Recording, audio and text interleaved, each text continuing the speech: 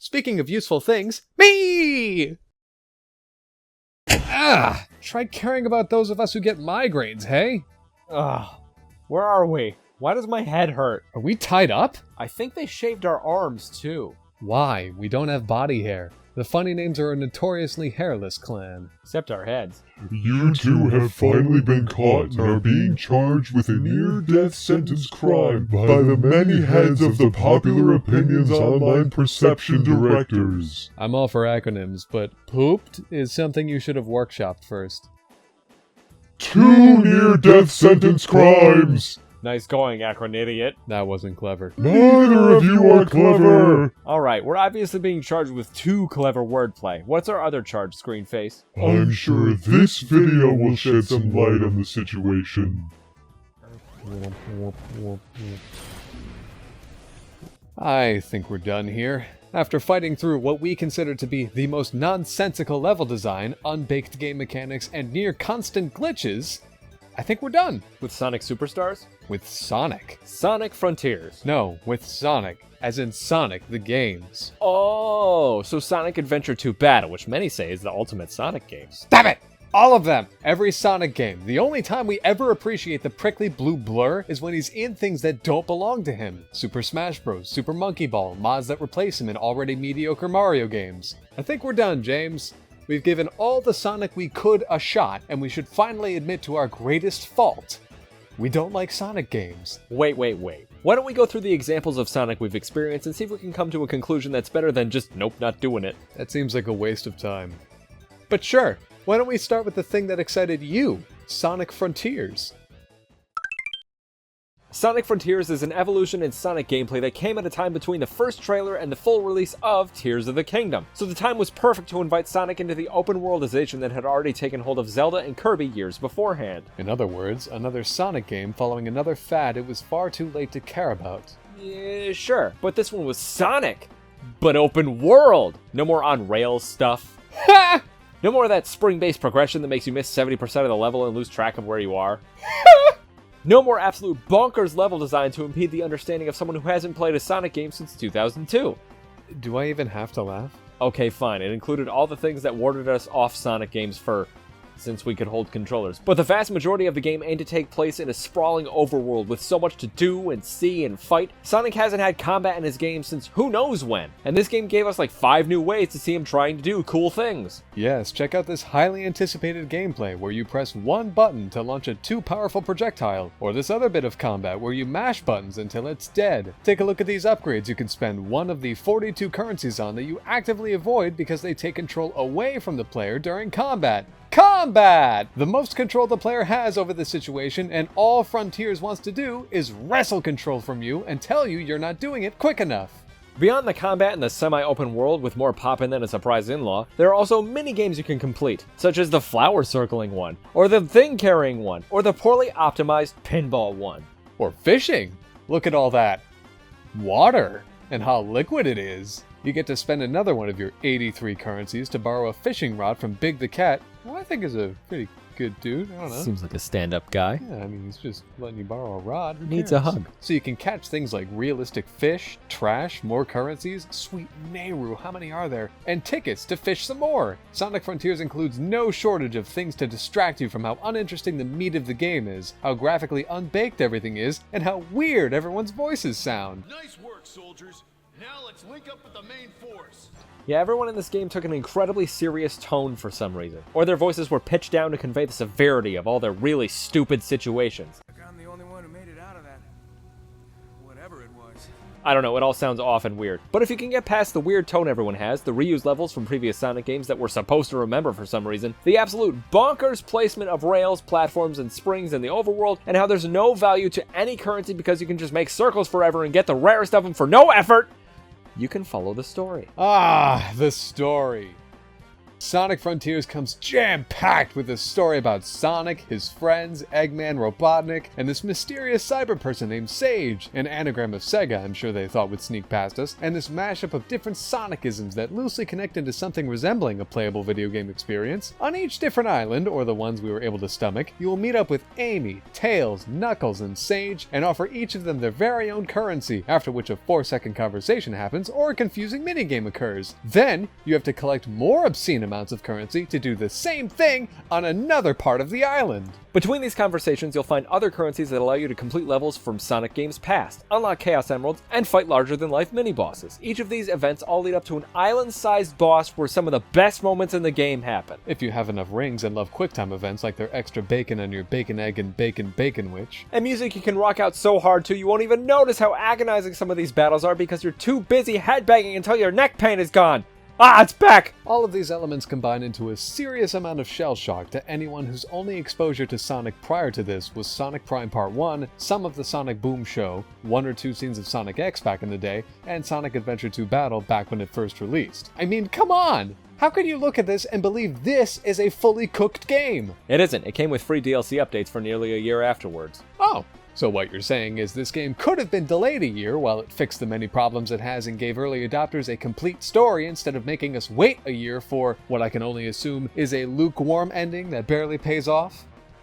Okay, fine. My excitement was misplaced on this one. I guess I was just craving the splendid open-worldization that Kirby and the Forgotten Land so graciously spoon-fed us. And this was the closest thing on the list before Tears of the Kingdom disappointed us. Yeah, you did.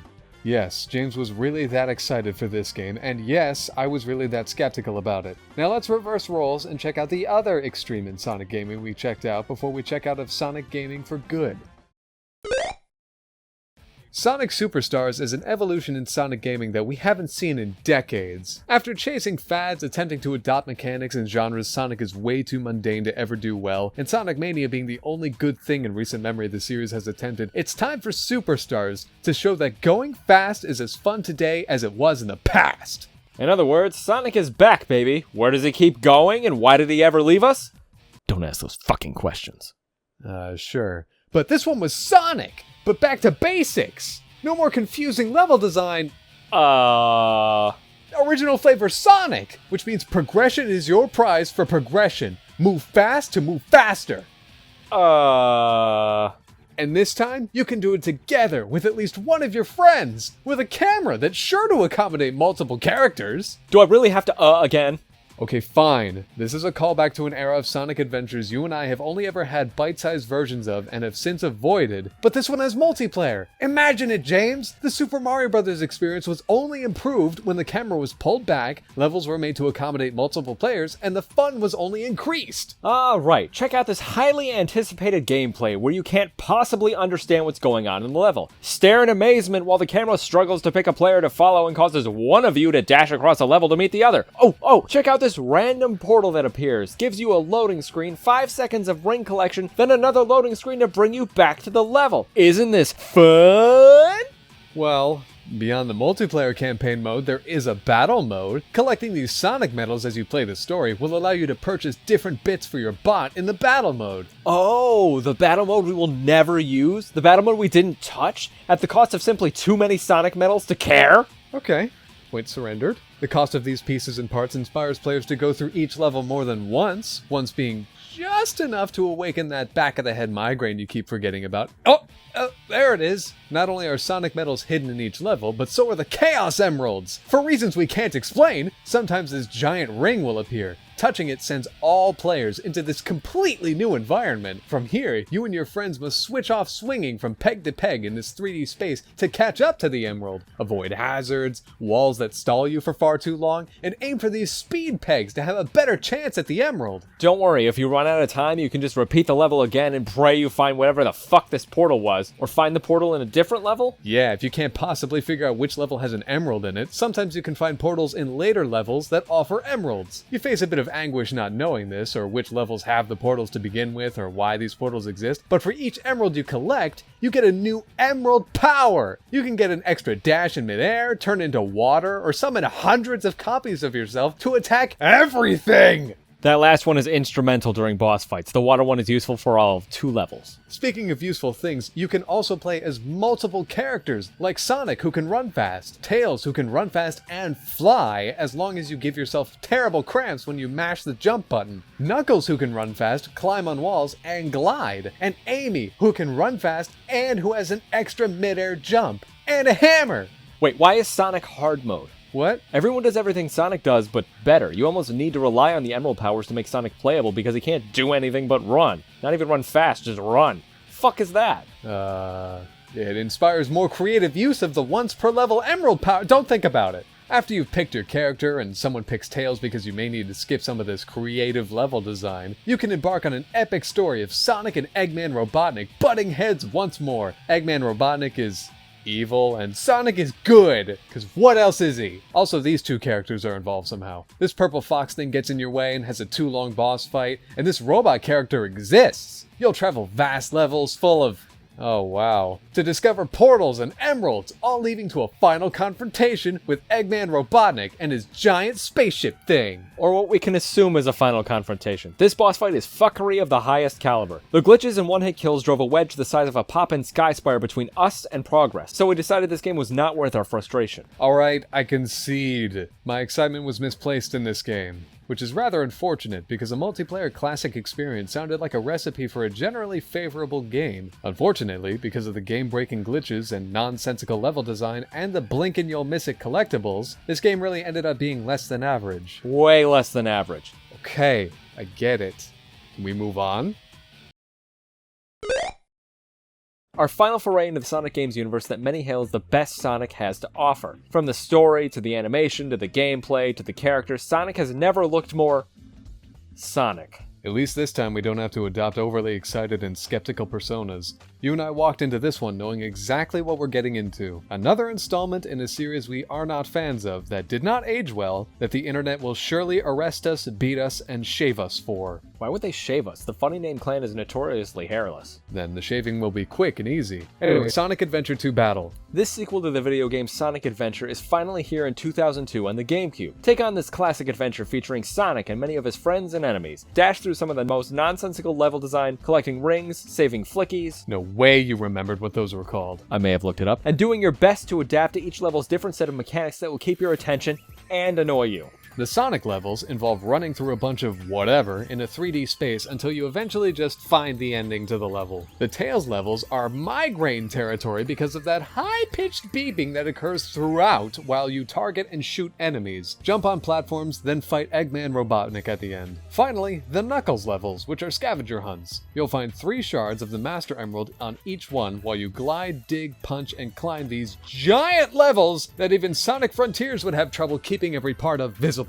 These levels connect to tell a story about a mysterious black hedgehog impersonating our favorite blue blur, Eggman building a giant space laser and blowing up part of the moon, Knuckles losing track of and finding the pieces of the Master Emerald, all while Rouge the Bat exists. All of it comes to a head when the stories collide on Eggman's space laser. Of course, they stop Eggman, blow up his laser, Sonic uses Chaos Control somehow, and the world is saved. Then we stopped playing. As I pointed out to James, we could continue playing, but that's only if you want to play all the same stages but as Shadow, Eggman, Robotnik, and Rouge. Same levels, same underwhelming mechanics, same goals, different characters. This did not excite him. The only part of the Sonic experience that excited me was the time before trying Sonic Frontiers. Everything after that was underwhelming, annoying, and felt half complete. I'm not sure time has helped these games, and more time probably wouldn't have either. I think it's time we just accept the simple fact. Sonic games aren't for us. We don't like them, they don't entertain us like they would others. It can adopt and adapt to as many of the fads games go through as it wants, but Sonic doesn't have enough of an identity to do anything more than underwhelm us, and that's okay.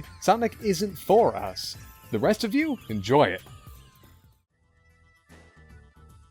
Do you now understand your crime? We didn't complete Sonic Adventure 2 Battle. We didn't complete Sonic Superstars? We didn't complete Sonic Frontiers. You denounced Sonic! You took his name, dragged it through the mud, insulted his mother, stabbed members of the fanbase, stole their families, and created universes of original characters with the specific purpose of murdering you that several of us have already made explicit fanfics about. We said Sonic isn't for us. So you admit your crime! It's not a crime to dislike something. No, it's not. But according to any rabid fanbase, disliking Sonic is akin to eating an orphan. Fucking Heroes hell! boots. In no way are those things similar. Also, shouldn't you be praising us? Why would we praise Sonic dislikers? We're not involved in the community. We're not there to point out the various glaring flaws. Isn't the community happier when it's an echo chamber of high opinions on bargain bin games so you can all just agree with each other instead of,